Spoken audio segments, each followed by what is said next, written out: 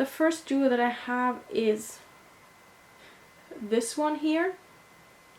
And this one is number 080, Help, I Am Stranded. This is just it's more cool toned, but I can make it work luckily because of the smaller shade here. You have a matte dark brown and you have a shimmery taupe color. This is relatively neutral and I like using this a lot. This here is the lighter shade, obviously. And then the darker shade, so right down here. As you can see, these colors really complement each other. They go well with each other. And these are, actually this was a nice duo, and deep potting, it really only had to do with me having to always carry a single that was a cream color, and I don't like doing that. So I just deep potted these all and put them in my C palette, and so I have everything I would possibly want and need. And the second duo I have was this one here.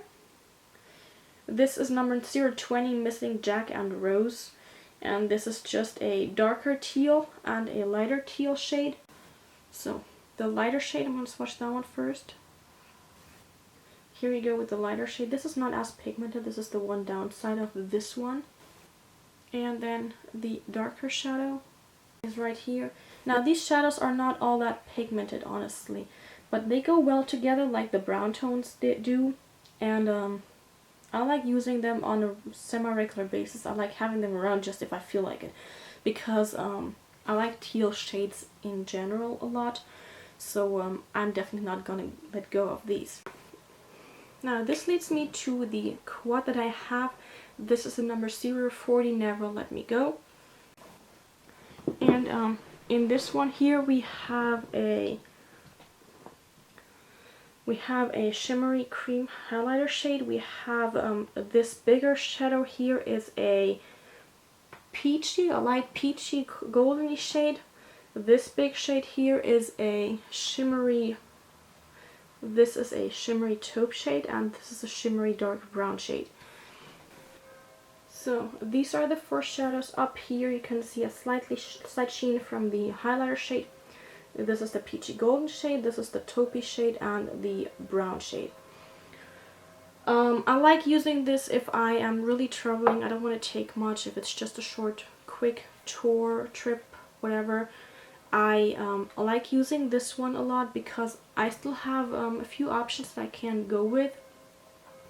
It looks good on my skin, honestly, on my skin tone, and they are not too pigmented, the lighter shades at least, but the two darker shades I can play around with. I can't sheer them out, obviously, but I like using those. And then on with a few other shadows. The first one is this one here. This is from their new Velvet Matte eyeshadow range. This is number 010, Vanillaty Fair, and at first I did not like this shadow. I have to admit that much. I did not like it, and unfortunately my packaging broke. Now you can see I don't have much left of this, and at first I really did not like it. I didn't think it was doing what I wanted it to do, but honestly this is just doing a perfect job, and I'm going to show you why. I'll use this as a highlighter, and I use this with a fluffy brush, so I thought this was not doing much shade-wise, and you can only really see a little bit of a color going on here because it's very close to my skin tone. But let me zoom in on my eyeshadow today. I have this on my brow bone right up here, and this is just wonderful because it has this goldeny sheen that just makes my eyes look very nice and awake, and it's not too much. I don't like too shimmery highlights. That's why I was hoping for a matte shadow, and then I noticed that this was just not giving me the color that I wanted. And now that I notice that it has this golden sheen, and I didn't see it at first because, as you might be able to notice, you can't see this on my arm either.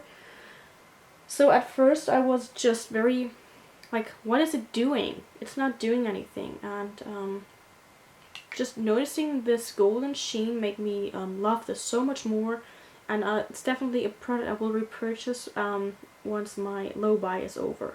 That goes with Project 30 PM.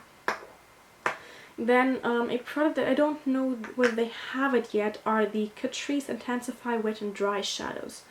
So I have two right here. This one is in 050 launched at Tiffany's, and this is in 080 Please Gold the line. So this is Please Gold the line, and this is launched at Tiffany's. Golden line, the name says it all. It's a golden shadow. This one is more of a taupey brown shade.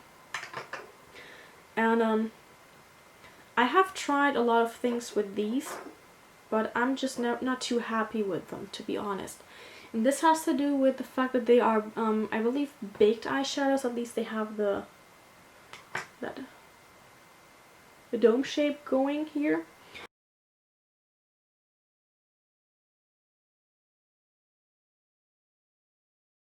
I don't like these all that much because they are very, very powdery, and there's just a lot of kick up of the product.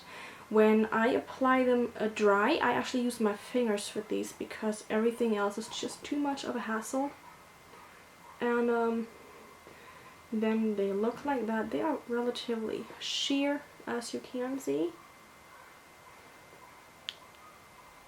So there's more glittery stuff, honestly, if you ask me, than actual pigment to these. And even wet, it doesn't make much of a difference. They just don't go on that well. So I'm not too much of a fan of these. If they are still in the Catrice product range, then if you like the colors, try them out. But they're not my favorites. The other eyeshadows are so much better. So these I would not recommend these. And then a relatively new product as well is my Catrice Liquid Metal Eyeshadow in Roses. And I try using this on one side only because I like the pattern a lot. And just give you a quick swatch. I use a brush with this one again because actually this works better. And here you go. This is a nice rosy golden shade. I have this on my eyes today on my mobile lid. So you can see this is a very nice shade that just works really well for me. After that I use eyeliners, and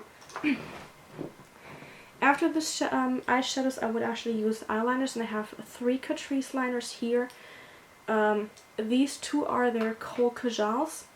This one here is in 140 Chalk Waves, and this one is in 010 Ultra Black.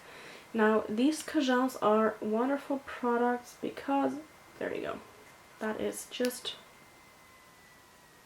one stroke of the product, and I like the colors a lot. So these are wonderful. Now they don't really set, so you can't smudge them out, but I'm not want to touch the middle part of my eye too much, so I like using them there. And it's just also nice to just darken up your lash line a bit. And then I have the Catrice Precision Eye Pencil. This one is in 080 Wild Thing, and this is one of those mechanical pencils. This is a olivey shade. And oops, here we go. Unfortunately, there's a piece that broke off. Now this is a very, very creamy product, and on my skin it looks like it is more of a black color, as you can see right here, but it has, not sure if I can catch this on camera, has a bit of a dark green sheen to it. There you can see the little bit of a sparkle going on at the bottom. Now I like these all 3 a lot, and I would definitely recommend them. If you don't have completely oil lids, these are good products to try out because they are also affordable. Then I have their eyebrow set, and this one comes with tiny little tweezers and a tiny brush and spoolie thingy. Now these are too small for me, I can barely work with them. If you're on the go and you just want something in case you need it, it might be okay, but in general, yeah. The catch with this one is it only comes in one box, and as you can see, I cleared out the bottom one completely. The top one is a darker shade, but the bottom shade was not all that light either. I'm going to try and see if I can find a picture of the bottom shade, because it was too dark for me, honestly. So